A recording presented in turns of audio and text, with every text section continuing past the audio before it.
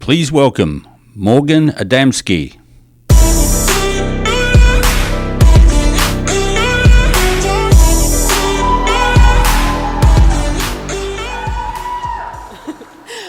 Good afternoon. It's very easy to discover where the table is of the people I know because they scream so loudly, but I'm really excited to be here. I'm thrilled to be here in Nashville speaking with each and every one of you today as I share my journey and insights on a topic that resonates deeply with me, the remarkable balancing act that women perform every day.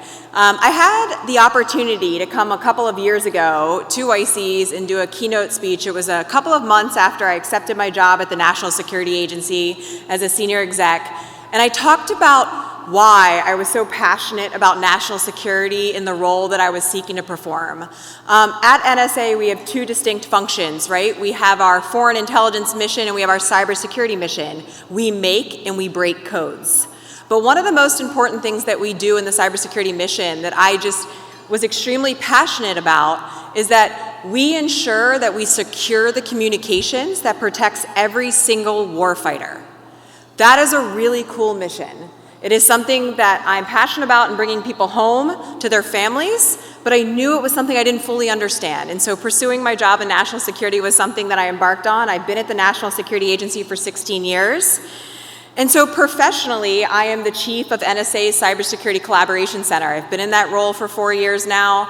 Our job is to operationalize our intelligence insights with the private sector so that we can secure and protect US critical infrastructure.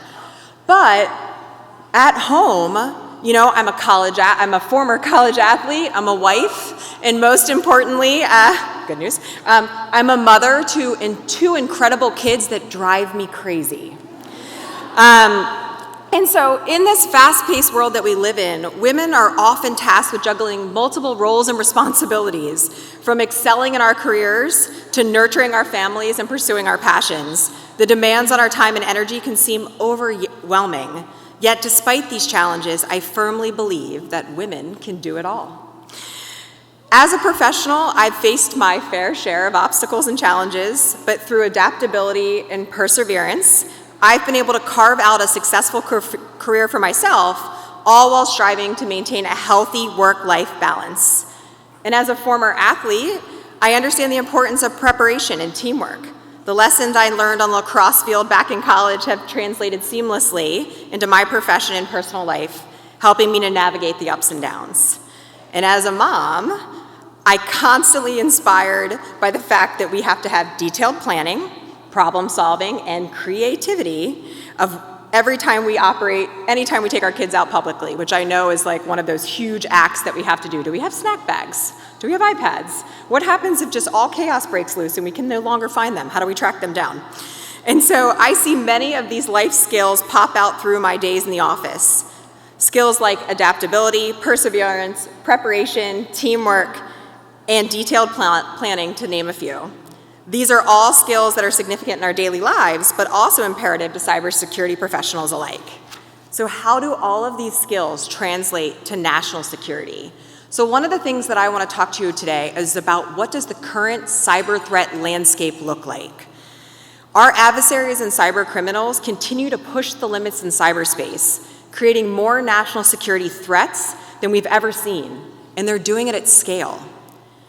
To give you an idea, I'm going to walk through some of those adversaries and how the life skills that we're building and I talked about really correlate and make us successful in countering them every single day.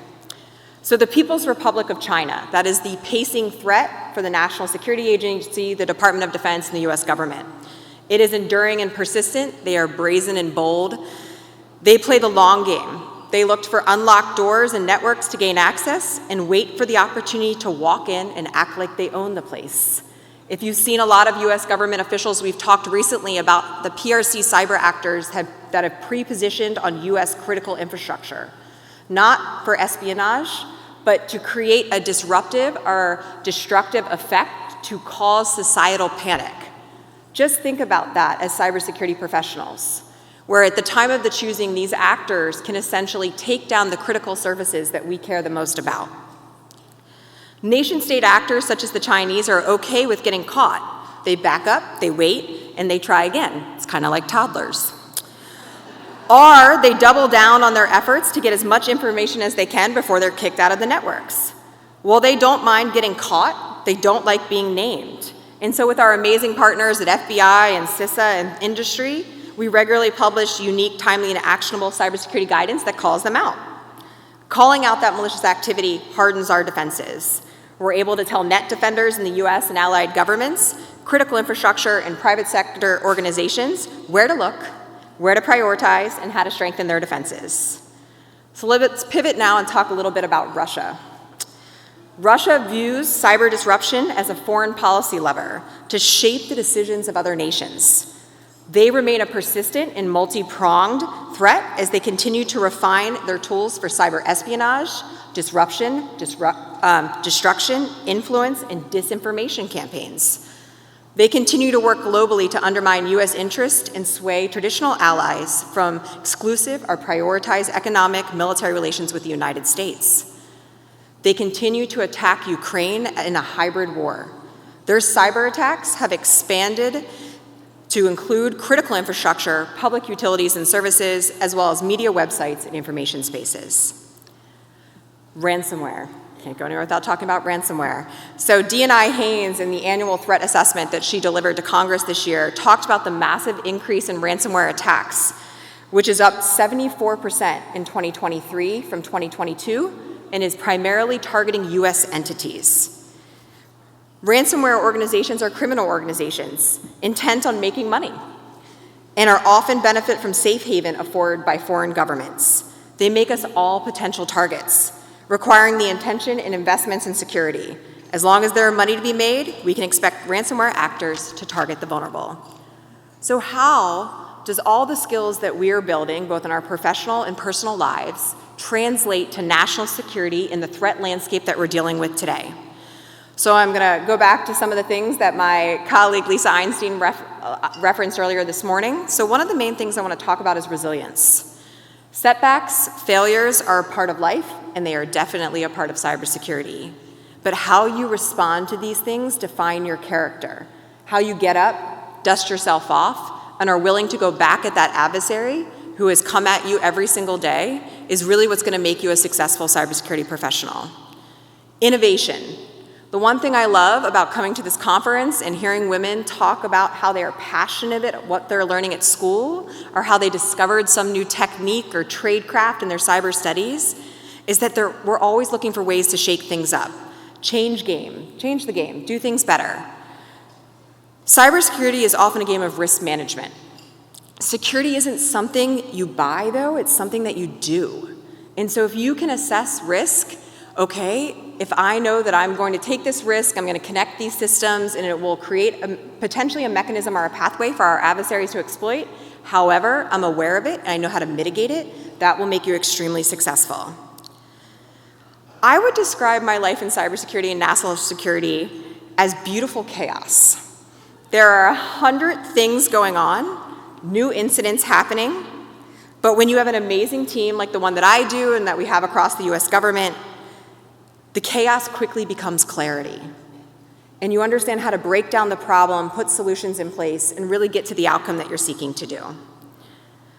So why did I choose a career in national security, but in cybersecurity as well? I wanted to be part of one of the best cybersecurity teams in the nation at the National Security Agency. I wanted to be part of something that's bigger than myself, which I know many of you do in the conversations that I've had.